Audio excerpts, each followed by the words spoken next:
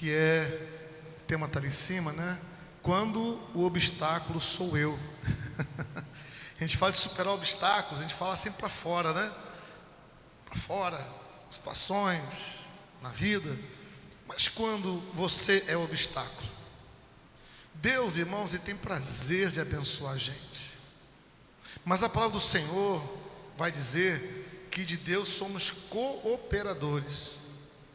Jesus falou em certo momento, os seus discípulos o questionaram. Jesus falou: olha, os que não ajuntam comigo espalham. Então o Senhor tem um cuidado, um interesse, né? Porque Ele vai dizer que espera de nós que sejamos suas testemunhas. Jerusalém, Judeia, Samaria e até os confins da terra. E o nosso testemunho é sobre Jesus Cristo, que morreu, ressuscitou dentre os mortos, é o nosso Senhor e único Salvador, o Messias, o enviado de Deus. O nosso testemunho é mostrar para as pessoas o que Jesus tem feito em nossas vidas, no sentido total de mudança de mente, de coração, na nossa vida financeira, nossa vida familiar, nossa vida afetiva, uma mudança real, né? Não é mudança aparente, mas a mudança de dentro para fora.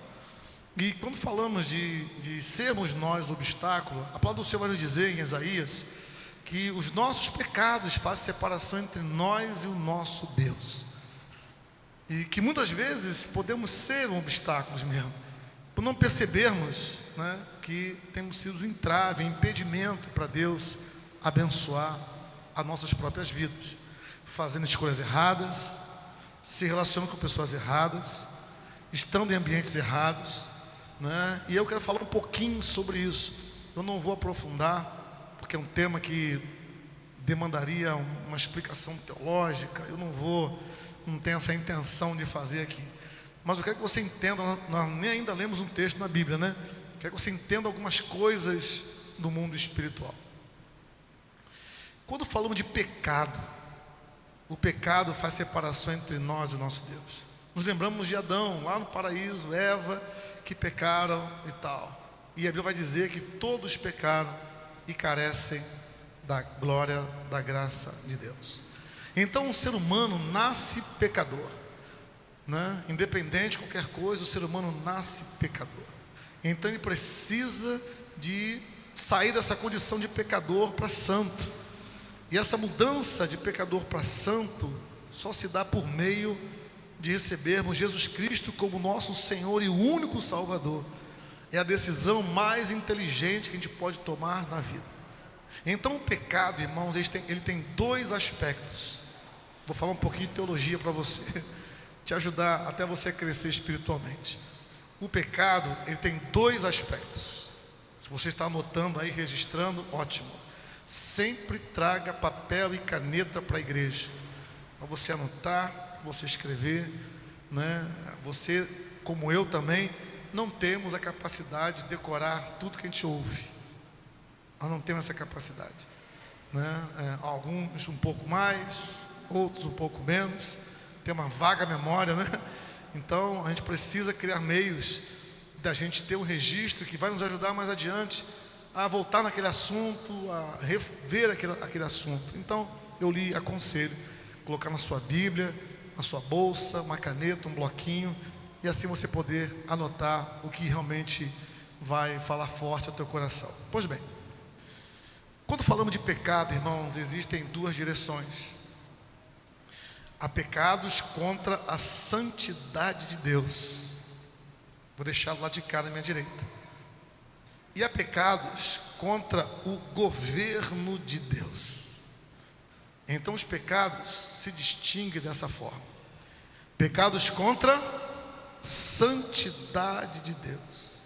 Pecados contra o governo de Deus. Você entendeu? Diga amém. Vou repetir, hein? Pecados contra a santidade de Deus. Pecados contra o governo de Deus. Para cada uma dessas categorias de pecado, entre aspas, Deus deu um tratamento. Quando a gente vai para a lei que Deus deu a Moisés, Deus deu um tratamento. No geral, né, a palavra do Senhor vai dizer que sem derramamento de sangue não há perdão de pecados. Não importa se é contra a santidade, não importa que é sobre o governo, tem que haver derramamento de sangue. Então você vai ler lá em Levítico, em Números, você vai ver no Velho Testamento que Deus, ao dar a lei a Moisés, ele vai dizer que o pecado tinha que oferecer um cordeiro, tinha que oferecer um carneiro, tinha que oferecer uma novilha, tinha que oferecer uma pombinha, e aqueles animais eram sacrificados. Aqueles animais tinham seu corpo, passavam pela morte, o seu sangue era aspergido ou colocado sobre um altar de bronze que ficava na entrada do tabernáculo.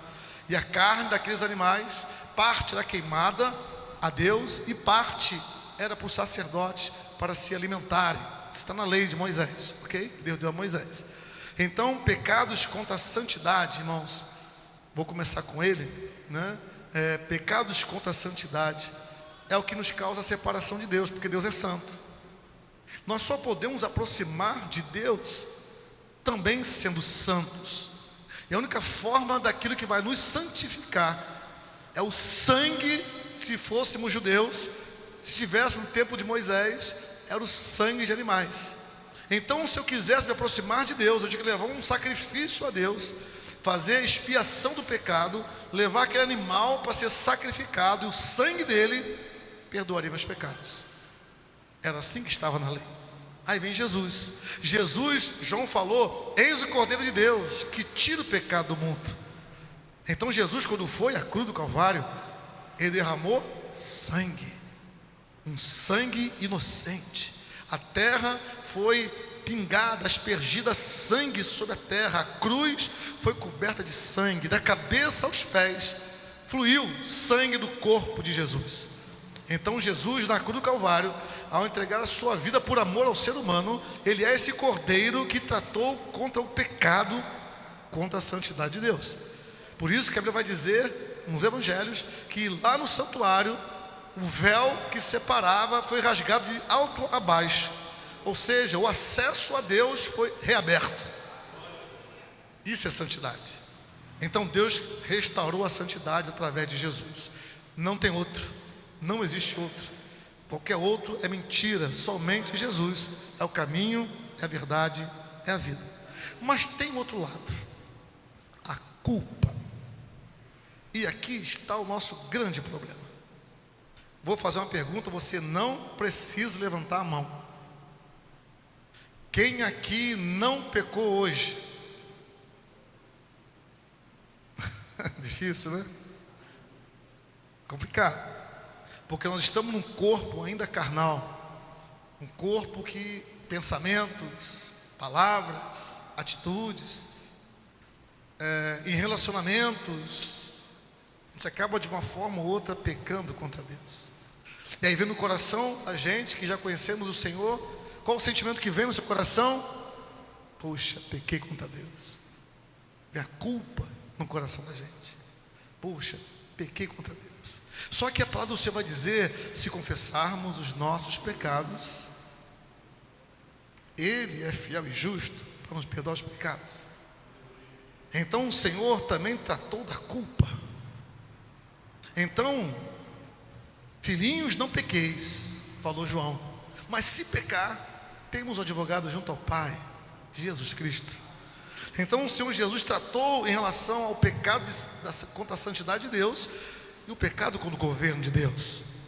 Porque quando cometemos esses pecados no nosso cotidiano, nós estamos pecando contra o governo de Deus sobre nós. Eu estava conversando com um pastor amigo, ele estava me dizendo, sabe aquela música? Ele, por Ele eu gastei a minha vida. A música assim, os irmãos sabem melhor a letra do que eu. E esse pastor queria fazer uma programação na igreja dele, entrou em contato com esse grupo uns meses atrás, para trazer ele aqui em Vitória. E, não pastor, temos agenda assim, para quando que é? Tal data. Pastor, dá sim para nós ir, mas tem o seguinte, pastor, temos algumas exigências. Ok, 25 mil reais. Eu vou levar 10 pessoas. Hotel, transporte, alimentação, tudo por conta da igreja. Só isso? Não, mais algumas coisinhas. A sua igreja tem que ter uma mesa de som digital de tantos canais. A sua bateria tem que ser uma bateria X, Y, Z. Seu sistema de som tem que ser assim, assim, assim, assim. Aí o pastor falou assim: nossa, meu querido, você me desculpa, mas o convite está desfeito. Onde está o por ele? Onde está o para ele que vocês tanto cantam? Onde está o testemunho daquilo que você canta com aquilo que você faz? Há um descompasso aí, porque a música que vocês cantam, tão famosa que rodou o Brasil inteiro, fala de você fazer a obra de Deus, de você, por ele, e as exigências que você está me fazendo, que eu já estava preparado para lhe dar uma oferta, porque eu sei que preciso dar uma oferta, mas as exigências que você está fazendo, só igrejas, mega igrejas, que não é o meu caso. Eu não tenho uma mesa de tantos canais que você está falando aí. Eu não tenho a bateria dessa marca que você está dizendo aí. Tem mais, ainda falou que a igreja tem que ter pelo menos 500 lugares. Esse é o momento que a gente vive como igreja do Senhor, em que o governo de Deus, as pessoas não têm a menor noção de que estão pecando contra o governo de Deus nas suas vidas. Quando falamos que Deus, que Jesus é o Senhor, nós estamos dizendo que Ele é o nosso dono. Quando falamos de que Jesus é o Senhor, nós vamos lembrar da oração: seja feita a tua vontade e não mais a minha vontade. Se eu era escravo do pecado, agora eu sou escravo de Jesus. Mudei de dono, mas continuo escravo. Escravo do Senhor, meu Deus. Ao governo do Senhor sobre nós, ao governo do Senhor sobre um cristão. Esse cristão não pode dizer que o corpo é meu, eu faço o que eu quero com o meu corpo. Não, seu corpo é templo do Espírito Santo, habitação do Senhor. Nem o seu corpo te pertence mais. Então, quando falamos de pecados contra o governo de Deus, eu quero tocar nesse assunto da culpa, né? Da culpa, porque o tema fala: quando o obstáculo sou eu. Culpa. Para falar um pouquinho da culpa, irmãos, eu quero que você abra a sua Bíblia assim agora. Eu quero ler o Velho Testamento primeiro, Levítico capítulo 6. Vamos na lei, para a gente entender que lá na lei Deus previu, há uma previsão de Deus para o povo judeu em relação a prática do que ele chama de pecados voluntários. O pecado cometido pela culpa, né? Versículo de 1 a 7 vai dizer assim: o Senhor falou a Moisés dizendo: se uma pessoa pecar e cometer ofensa contra o Senhor, negando o seu próximo o que este lhe deu em depósito, ou como penhor, ou se roubar, ou tiver usado de extorsão para com o seu próximo, ou se tendo achado um objeto perdido, negar com falso juramento que o achou, ou fizer alguma outra coisa de todas em que se costuma pecar, será pois que tendo pecado e ficado culpada, a culpa aí, essa pessoa restituirá, guarde isso, esta pessoa restituirá aquilo que roubou, o que extorquiu, ou o depósito que lhe foi dado, ou o perdido que achou, ou tudo aquilo sobre que jurou falsamente. De novo, restituirá por inteiro, e a isso ainda acrescentará a quinta parte, entregará isso àquele a quem pertence no dia em que trouxer a oferta pela culpa. E por sua oferta pela culpa, trará do rebanho ao Senhor um carneiro sem defeito, devidamente avaliado para oferta pela culpa. Trará o carneiro ao sacerdote, e o sacerdote vai sacrificar esse carneiro, fará expiação por essa pessoa diante do Senhor, e ela será perdoada de qualquer dessas coisas que fez e que a tornou culpada. É esse o texto. Culpada. A culpa, vamos falar um pouquinho do nosso direito, né? O direito, né, do direito penal vai dizer que há crimes que se cometem dolosamente e crimes que se cometem culposamente. Dolosamente, a pessoa teve a intenção de fazer. e culposamente a pessoa não teve a intenção de fazer, mas fez. Quer ver? Culposamente. Você vem dirigindo seu carro, aí de repente o cara da frente para e você bate na traseira do camarada, do carro dele. Puf. Cometeu um acidente. Cometeu um crime, sim, porque a lei vai dizer que o direito civil vai dizer que deve ser reparado todo dano que a gente causa a uma outra pessoa. Então, se eu bati no carro de alguém, eu causei um prejuízo para essa pessoa. Não basta descer do carro e dizer: ô meu irmão, desculpa aí, segue seu caminho, eu vou seguir meu caminho. Não, peraí, vai embora não.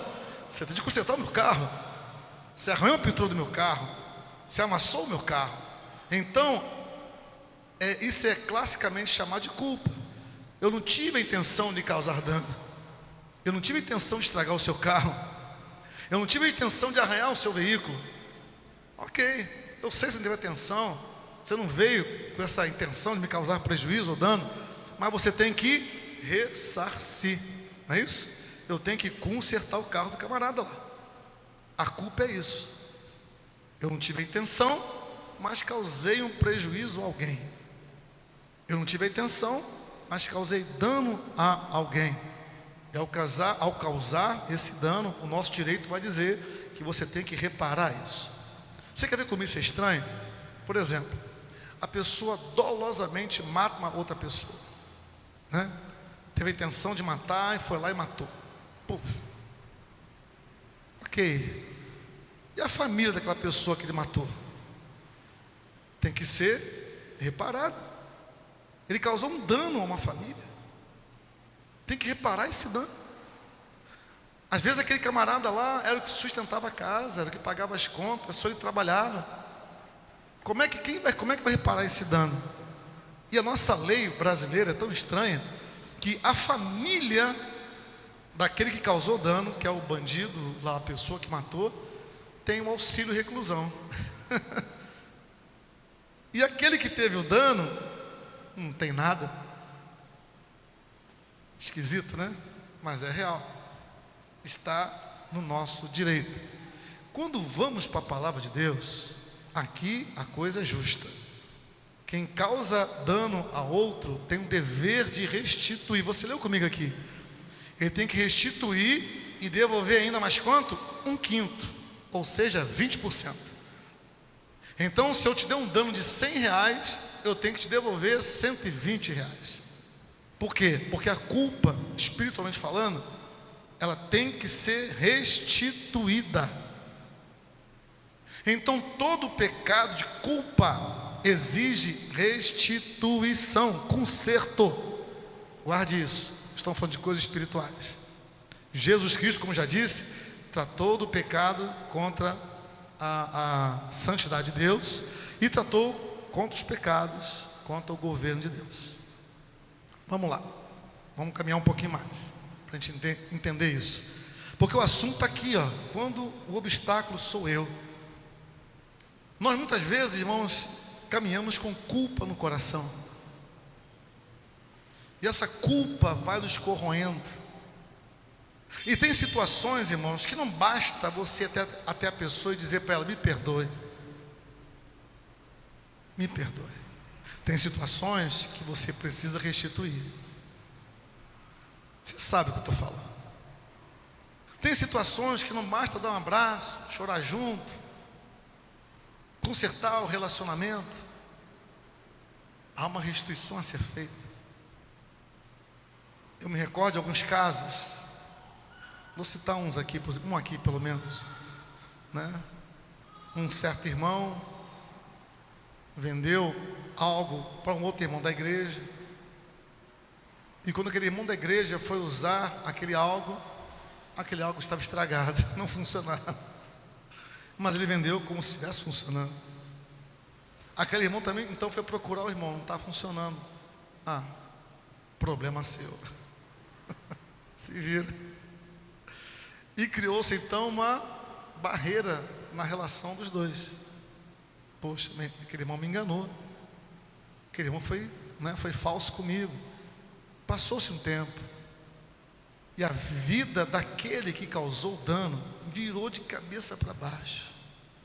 Nada mais dava certo. Nada mais fluía. Família, trabalho, dinheiro, saúde. Até que um dia ele ouviu uma mensagem que ele precisava se consertar. E aquilo entrou no coração dele. Ele falou: vou lá consertar com o irmão. Foi lá, chorou, pediu perdão. Eles eram amigos de muito tempo, a amizade já foi abalada. Foi lá pedir perdão, consertou com ele, abraçou, bacana, legal. Mas me devolve o dinheiro, né? Me devolve o dinheiro que eu te dei. Não basta só vir dar um abraçozinho e dizer perdoe. Tem que ter restituição.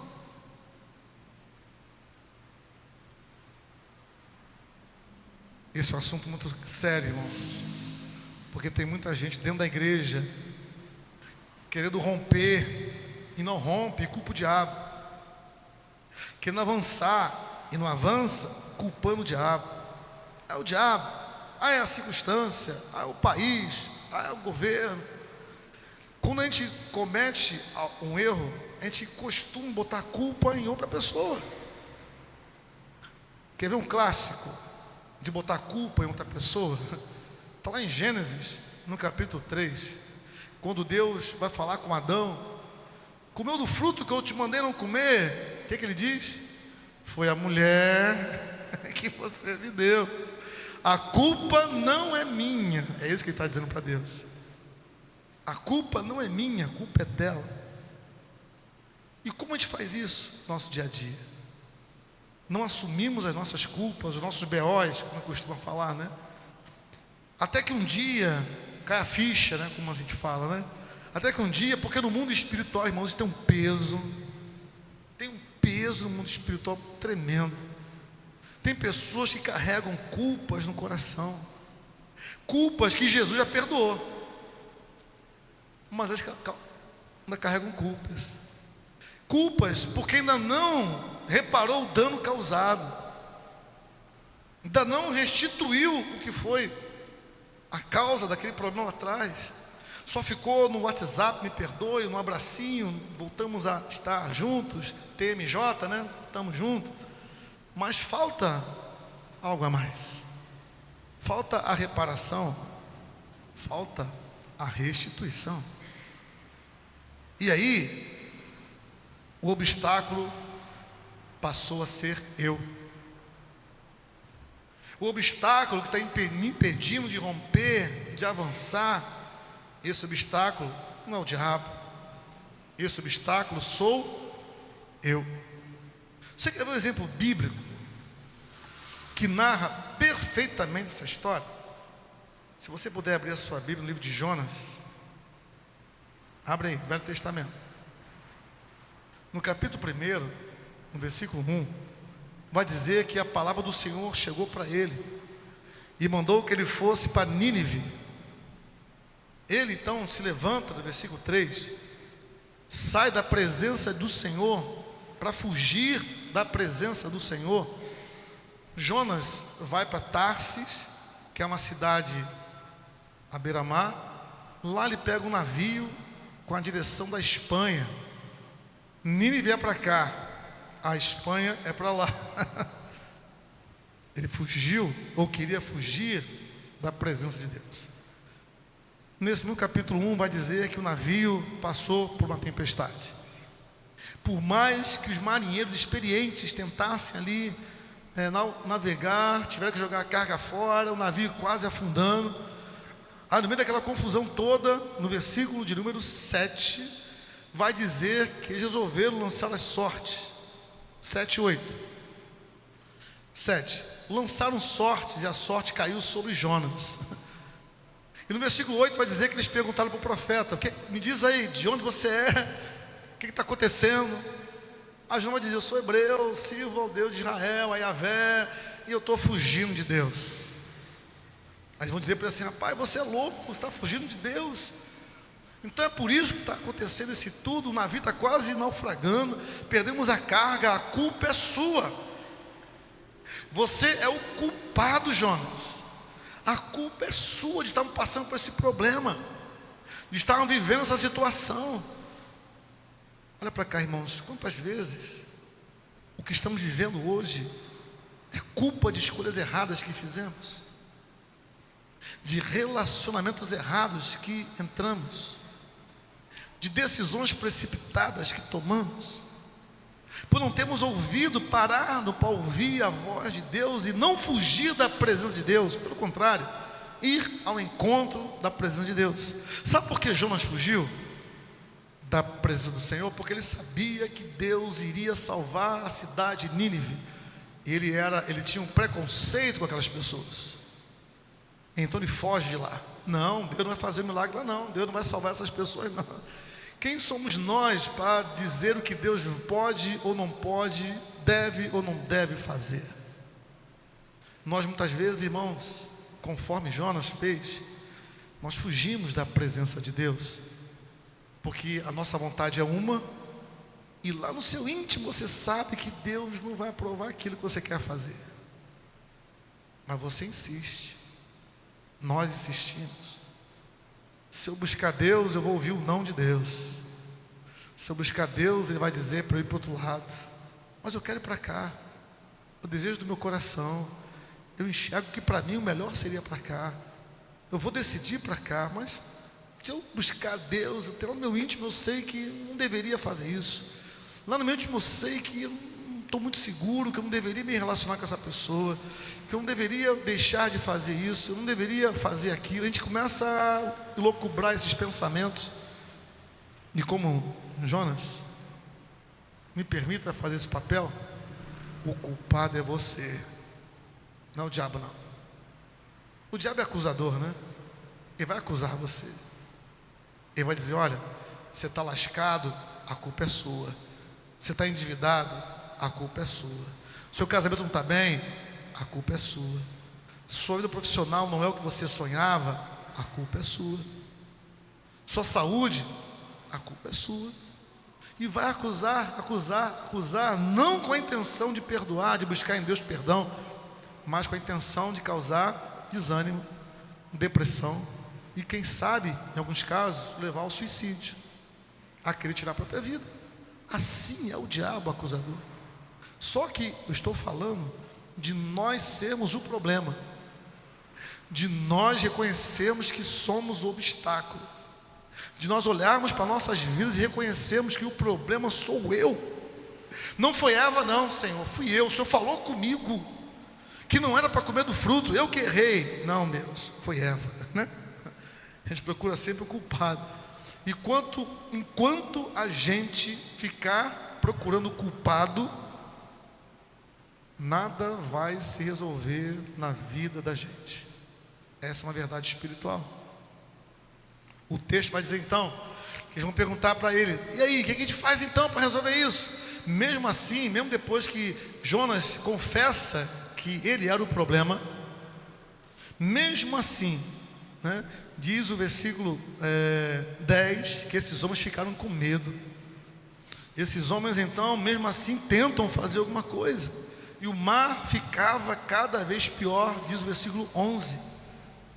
As perguntas para Jonas: não é justo a gente morrer por sua causa, não é justo a gente estar vivendo essa pindaíba por sua causa, não é justo a gente viver essas limitações por sua causa. Aí Jonas, tá bom, vamos resolver isso. Me joguem no mar. Resolvido o problema. Me joguem no mar. Em outras palavras, eu vou me suicidar. Só que esses homens foram falar com Deus. Olha só, hein? Diferente de Jonas. Aqueles homens que serviam outros deuses estranhos, se voltaram para Yahvé e falaram mais ou menos assim, para depois você lê o texto. Deus desse homem Jonas, Yahvé, nós vamos jogar ele no mar, mas que o sangue da morte dele não venha sobre nós, porque nós não somos culpados. A culpa não é nossa, a culpa é dele mesmo. Então, que não recaia sobre nós as consequências da morte dele. E assim fizeram. Pegaram Jonas e, resolvido o problema, o mar se aquieta. Só que o nosso Deus, amados, é um Deus de novos começos. é o Deus que sempre nos dá uma segunda chance. Enquanto ele achava que ele era o problema, né, Deus deixou as coisas caminhar daquele jeito. Diz a palavra, versículo 17, que o Senhor ordenou que um peixe engolisse ele. E no capítulo 2 tem a oração dele. Ele vai contar essa oração, que lá dentro do peixe águas vinham em cima dele, ele rolava para cá, até as águas assim se entrelaçaram na cabeça dele. Eu fico imaginando o profeta dentro do peixe, rolando para cá, rolando para lá, e via água, ele quase se afogava. Deus não tinha intenção nenhuma de matar ele. Deus não tinha nenhuma intenção de tirar a vida dele, porque o diabo é que veio para roubar, matar e destruir.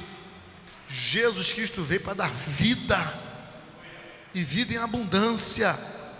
Então Deus preservou Jonas dentro da baleia, dentro do peixe grande. A Bíblia não fala baleia, né? E depois dessa oração, é interessante isso, eu gosto desse texto. Lá no versículo 10 do capítulo 2, coloca para nós aqui, Diácono, de Jonas, capítulo 2, verso 10. Falou, pois, o Senhor ao peixe. É engraçado, sabe por quê? Porque Jonas orou, e Deus não falou com Jonas. Deus falou com o peixe. Esse Deus nosso ele tem um senso de humor incrível. Foi falar com o peixe: peixe, vomita esse camarada na praia. O peixe foi lá e cuspiu ele na praia.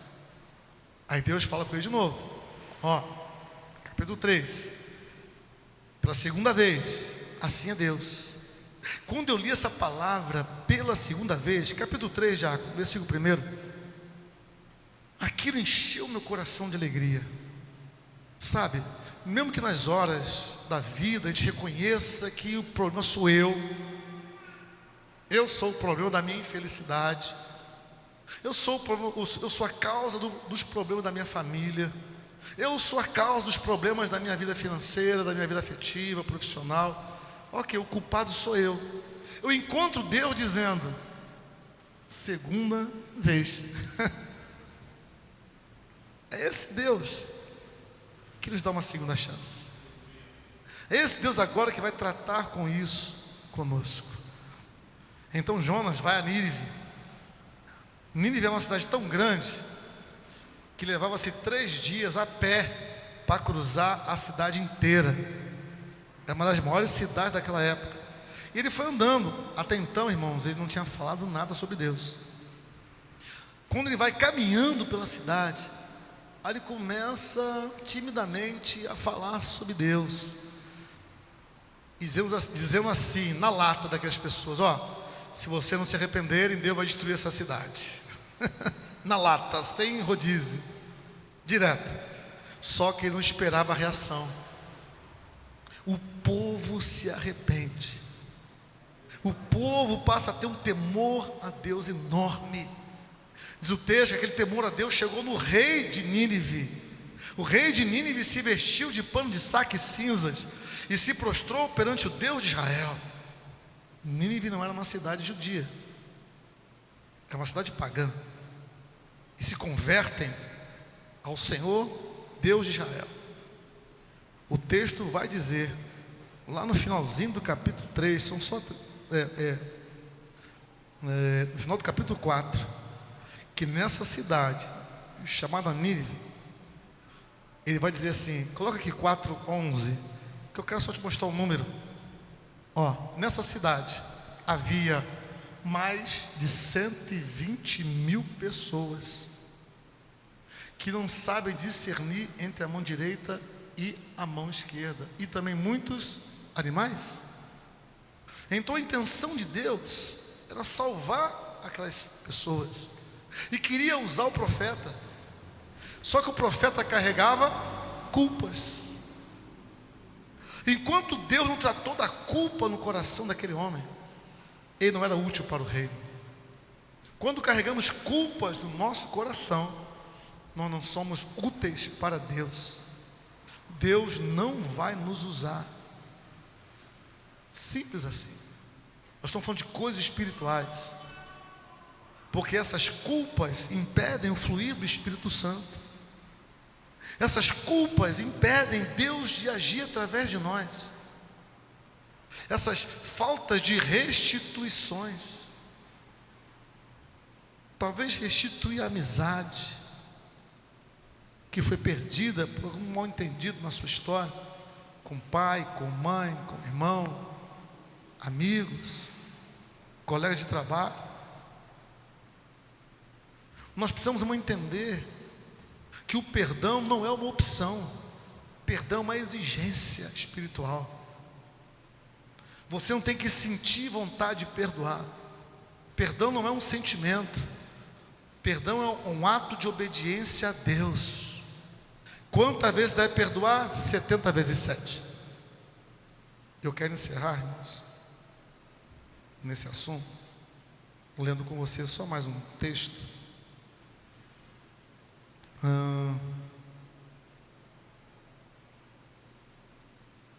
Que está em Lucas capítulo 19. A gente encerra aí. Nós muitas vezes, irmãos, somos obstáculos, mas ficamos culpando o pai, a mãe, culpando o marido, a esposa, culpando o chefe, culpando o Brasil, culpando os governantes. E isso, o tempo está passando, a idade está avançando, o ano está acabando, e o barquinho está quase afundando, a tempestade está aí, o mar está revoltoso para todo mundo. Zaqueu, o publicano, entrando em Jericó, Jesus atravessava a cidade, e eis que um homem rico, chamado Zaqueu, chefe dos publicanos, procurava ver quem era Jesus, mas não podia por causa da multidão, por ser de pequena estatura. Então, correndo adiante, subiu num sicômoro a fim de ver Jesus, porque ele havia de passar por ali. Quando Jesus chegou àquele lugar, olhando para cima, disse: Zaqueu, desce depressa, porque hoje eu preciso vir na sua casa. Preciso ficar na sua casa. Zaqueu desceu depressa e o recebeu com alegria. Todos que viram isso murmuravam, dizendo que Jesus tinha se hospedado com um homem pecador. Zaqueu, por sua vez, se levantou e disse ao Senhor: Senhor, vou dar a metade dos meus bens aos pobres, e se roubei alguma coisa de alguém, vou restituir 4 vezes mais. Então Jesus lhe disse: hoje houve salvação nesta casa, pois também este é filho de Abraão, porque o Filho do Homem veio para buscar e salvar o perdido. Glória a Deus. Aqui está um homem que entendeu espiritualmente as coisas. Aqui está um homem que entendeu que ele era o problema,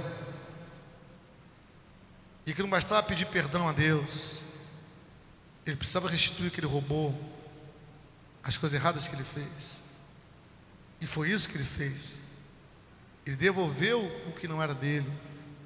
Ele restituiu, conforme Levítico que nós lemos. Ele devolveu. A culpa precisa de ter uma restituição.